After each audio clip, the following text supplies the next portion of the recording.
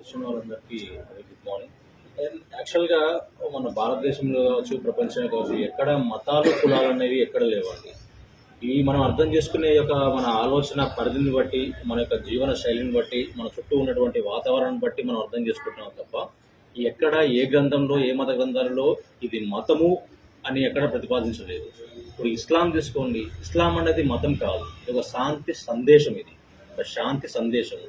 అది ఎవరిచ్చారంటే the almighty God, ఎవరైతే మనం అరబిక్లో అల్లా అనుకుంటున్నామో, అల్లా తన మెసెంజర్స్ ద్వారా, తన ప్రాఫిట్ మహమ్మద్ సల్లల్లాహు అలైహి వసల్లం ద్వారా ఇచ్చినటువంటి ఆ శాంతి సందేశాన్ని ఎవరైతే పాటిస్తున్నారో వాళ్ళని మనం ముస్లిమ్స్ అంటున్నాం.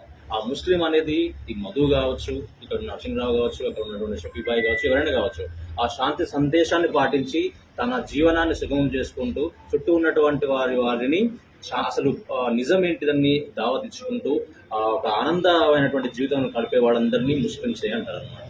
సో అది ఒక శాంతి సందేశమే తప్ప ఒక మతం కాదు.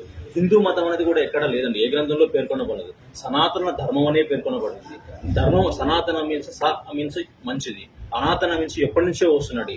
ఎప్పటి నుంచో వస్తున్నటువంటి ధర్మాన్ని అందరూ పాటించడం చెప్పింది కూడా సనాతన ధర్మమే, హిందూ ధర్మం. అండ్ ఇంకా క్రిస్టియానిటీ కూడా ఇట్స్ నాట్ ఒక మతం కావచ్చు. క్రిస్టియానిటీ అంటే క్రీస్తు చెప్పినటువంటి ధర్మ మార్గాలను పాటిస్తూ ముందు జీవనాన్ని కొనసాగించేటువంటి ఒక సమూహాన్ని క్రిస్టియానిటీ అని పేర్కొనడం తప్ప ఇక్కడ ఎక్కడ మతాలు లేవు, కులాలు లేవు. మనం చేసినటువంటి పనులు బట్టి, మన ఆలోచన విధానం బట్టి, మనం చేసిన దాన్ని బట్టి మనం డివైడ్ అయ్యామే తప్ప మన అందరం ఒకటే. ఈవెన్ బైబిల్ తీసుకోండి, బైబిల్ తీసుకుంటే యెహోవా ఒక్కడే అంటారు అనమాట. సరే అది అరామిక్ లాంగ్వేజ్ కావచ్చు, అరబిక్ లాంగ్వేజ్ కావచ్చు, ఇంక ఇటాలియన్ కావచ్చు, సాంస్క్రిట్ కావచ్చు. సరే బైబిల్ ఆరిజిన్ అనేది మనకు అరాబిక్ లాంగ్వేజ్లో అటువైపు జరిగింది కాబట్టి అరామిక్లో యెహోవా అనడం జరిగింది, యెహోవా అనడం జరిగింది. యెహోవా మీన్స్ ఇస్ ఆల్మైటీ, ఒకటే అనడం అనమాట. అండ్ మన భగవద్గీత తీసుకోండి, ఏకం బ్రహ్మం ద్వితీయం నాస్తి, బ్రహ్మ ఒక్కడే, దేవుడు లేడు. బ్రహ్మ మీన్స్ క్రియేటర్, పుట్టించేవాడు ఎవడు? దేవుడు. అది ఒక్కడే అని చెప్తున్నాను అనమాట. అండ్ ఇస్లాం తీసుకోండి, లా ఇలాహ ఇల్లల్లాహ్, దేవుడు ఒక్కడే, ఇంకొకటి లేడని చెప్తున్నాను కదా. అందరూ ఒక్కడే అని చెప్తున్నారు. అర్థం లేదు. అంటే సింపుల్ ఏంటంటే, ఫర్ ఎగ్జాంపుల్ ఒక i20 హుండై కార్ ఉంది, అదొక హుండై కంపెనీ తయారు చేస్తుంది అనుకోండి. అండ్ నేను ఒక పర్ఫెక్ట్ డ్రైవర్ని, నేను డ్రైవింగ్ రూల్స్ ప్రకారం నేర్చుకున్నా, డ్రైవింగ్ లైసెన్స్ తీసుకున్నా. అండ్ మా ఫ్రెండ్ ఒక ఆయన ఇప్పుడిప్పుడే నేర్చుకుండు, ఇంకొక 50 సంవత్సరాల నుంచి నేర్చుకుండు. అందరూ హుండై i20 కార్స్ తోలుతారు. కానీ ఈ రోజు ఉదయం తెల్లారంగానే హుండై అనుకుంటారు, ఈ రోజు ఈ i20 కార్ అనుకుంటారు, ఒక గుద్దాలని చెప్పేసి అనుకోదు కదా. అది ఏ విధంగా యాక్సిడెంట్ జరుగుతాయి? ఎవరైతే డ్రైవింగ్ చేస్తారో ఆ డ్రైవర్ యొక్క పనితనాన్ని బట్టి యాక్సిడెంట్ జరుగుతాయి. అంటే ధర్మం ఒక్కటే. ఇక అర్థం చేసుకున్న వాళ్ళు ఎవరంటే డ్రైవర్స్ అనమాట. హుండాయ్ అనేది నథింగ్ బట్ ఒక కార్ అనేది, అది బైబిల్ కావచ్చు, ఖురాన్ కావచ్చు, భగవద్గీత కావచ్చు. కానీ దాంట్లో కూర్చొని డ్రైవ్ చేస్తున్నారు కదా, వాళ్ళు దాన్ని అర్థం చేసుకునే తీరు, ఎక్కడ ఎక్సలేటర్ వేయాలి, ఎక్కడ బ్రేక్ వేయాలి, ఎక్కడ స్టార్ట్, ఎలా విధంగా పోవాలని రూల్స్ తెలుసుంటే ధర్మాన్ని అందరికి ఒక విధంగానే అర్థమవుతుంది. సో మత గ్రంథాల తప్పు ఎక్కడా లేదు. దాన్ని అర్థం చేసుకుని మాట్లాడే వాళ్ళు, దాన్ని అర్థం చేసుకుని సొంత వాక్యాలు రాసుకునే వాళ్ళు వాళ్ళది తప్పు.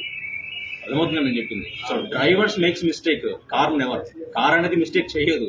మతం అనేది ఎప్పుడు తప్పు చెప్పదు. దాన్ని అర్థం చేసుకునే మనకు పరిజ్ఞానాన్ని బట్టి. ఇంకొకటి ఏంటంటే, ఈ గుళ్ళు, మసీదులు, ఈ చర్చిలు ఎందుకు పెట్టారో ఒక చిన్న కామన్ సెన్స్ అనమాట.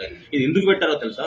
నా ఆలోచన విధానం వేరు, నేను దేవుడు అంటే ఇంకా వేరేదనుకుంటా, లేకపోతే సమాజం అంటే ఇంకో నాకు వేరే కాన్సెప్ట్ ఉంటుంది. నాకు అర్థం చేసుకునే విధానం వేరు. ఎందుకంటే నాకు మా అమ్మ నాన్న చదువుకోలేకపోవచ్చు, లేకపోతే బాగా చదువుకున్న వాళ్ళే ఉండొచ్చు. ఒక్కొక్కరు డిఫరెంట్ ఫ్యామిలీస్కి మనకు ఉన్నటువంటి సోషో ఎకనామికల్ ప్రాబ్లమ్స్ వల్ల అండ్ మనకున్నటువంటి పరిస్థితుల వల్ల అర్థం చేసుకునే సామర్థ్యము, భాషా పరిజ్ఞానము అండ్ మత గ్రంథాల్లో వచ్చినటువంటి ఏవైతే ఉన్నాయో అవి డిఫరెంట్ గా ఉండొచ్చు. దాన్ని అర్థం చేసుకోవాలంటే ఏం కావాలి? మనకంటే ఎక్కువ అర్థమైనటువంటి పండితులు కావచ్చు, ఇమాం సాబులు కావచ్చు, పాస్టర్స్ కావచ్చు, పురోహితులు కావచ్చు, గురువులు కావచ్చు, వాళ్ళు కావాలి. మరి వీళ్ళందరూ మన ఇంటికి వచ్చి చెప్తారా? చెప్పరు కదా. మన అందరం ఒకే దేవుడిని పూజిస్తానికి ఎక్కడికి పోతున్నామో ఆ కామన్ ప్లేస్ ఏంటిది? గుడి కావచ్చు, చర్చ్ కావచ్చు అండ్ మసీద్ కావచ్చు. అక్కడికి పోతే సామూహికంగా ఒక అందరూ గ్రూప్ ఏర్పడుతుంది. ఆ గ్రూప్ లో విషయ పరిజ్ఞానం ఎక్కువ ఎవరైతే ఉన్నారో వాళ్ళు మనకు వచ్చిన డౌట్స్ని క్లారిఫై చేయడం వల్ల మనం ఈజీగా తెలుసుకోవచ్చు అనమాట. అంతే తప్ప మేమంతా ఒకటే గ్రూప్ కాబట్టి ఒక దగ్గరికి పోయి మదతు చేస్తున్నాం, ఒక దగ్గరికి పోతున్నాం చెప్పుకుంటాను కాదు. చివరిగా ఏంటిదంటే, శాంతిగా జీవనం సాధించడానికి మన గ్రంథాలలో ఏమి చెప్పబడింది అది తెలుసుకుంటానికి, అది కరెక్ట్గా తెలుసుకుంటానికి. అంతే తప్ప దీంట్లో డిఫరెన్సెస్ కానీ, దేవుడు మీ దేవుడు మీకే, మా దేవుడు మాకే, దేవుడు ఒక్కడే. ఇప్పుడు ఫర్ ఎగ్జాంపుల్ మనం ఇక్కడ కీసర్లో ఉన్నాము, ఆంధ్రప్రదేశ్లో, తెలంగాణలో ఉన్నాము. ఏ భాష మాట్లాడతాము? తెలుగే మాట్లాడతాము. అండ్ అమెరికాలో ఉన్నాడు ఏది మాట్లాడతాడు? ఇంగ్లీషే మాట్లాడతాడు. అండ్ ఇస్లాం కంట్రీస్లో ఉన్న వాళ్ళు ఏమాడతారు? అరబిక్, హిందీ అవి మాట్లాడతారు. అంటే మనుషులు ఒక్కలే, కానీ వాళ్ళ యొక్క పుట్టిన ప్రదేశాన్ని బట్టి వాళ్ళు మాట్లాడే భాష వేరు, కానీ భాషలో ఉన్నటువంటి మీనింగ్ ఒకటే. అది ఎప్పుడు తెలుస్తుంది అంటే నాకు ఒక ఇంగ్లీష్ మంచిగా అర్థమై ఉంటే వాడు ఏది మాట్లాడినా నా భాషలో కన్వర్ట్ చేసుకుని నా భాషలో ఉన్నటువంటి లాంగ్వేజ్ ఉపయోగించుకుంటా. అంతే తప్ప అక్కడ గాడ్ అంటే ఇక్కడ ఇంకేదో అనే మీనింగ్ కాదు, ఇక్కడ దేవుడు అంటే ఇంకేదో మీనింగ్ కాదు. ఏదైనా ఒకటి పుట్టించేవాడు, తీసుకువెళ్లేవాడు, మనం కాపాడేవాడు వాడు ఒకటే, అది ఒకటే దేవుడు, అందరూ ఒకటే. ఇంకో కామన్ థింగ్ ఏంటంటే, and there is no Muslim, there is no Hindu. ఇక్కడ హిందువులు, ముస్లింలు అండ్ ఇస్రాయల్, సిక్కులు ఎవరు లేరు. అందరూ ఒకే వ్యక్తి, ఒకే ఇద్దరు వ్యక్తుల నుంచి మనం మీన్స్ పుట్టించబడ్డాము. ఆ ఇద్దరిని చేసింది కూడా ఒకరు, అది హిందూ మత గ్రంథమైన బైబిల్ అయినా అండ్ ఖురాన్ అయినా సరే. ఖురాన్లో కూడా ఆదం అలైహిస్సలాం, నెక్స్ట్ ఈవ్ వాళ్ళు, అండ్ బైబిల్ ప్రకారం ఆడమ్ అండ్ ఈవ్, అండ్ మన దాని ప్రకారం ఉన్నటువంటి మునీలు, మునీశ్వరులు ఎవరైతే ఉంటారో ఆ ఇద్దరి వల్లనే టోటల్ ప్రపంచం వ్యాప్తి చెందింది. అంటే we are belongs to one family.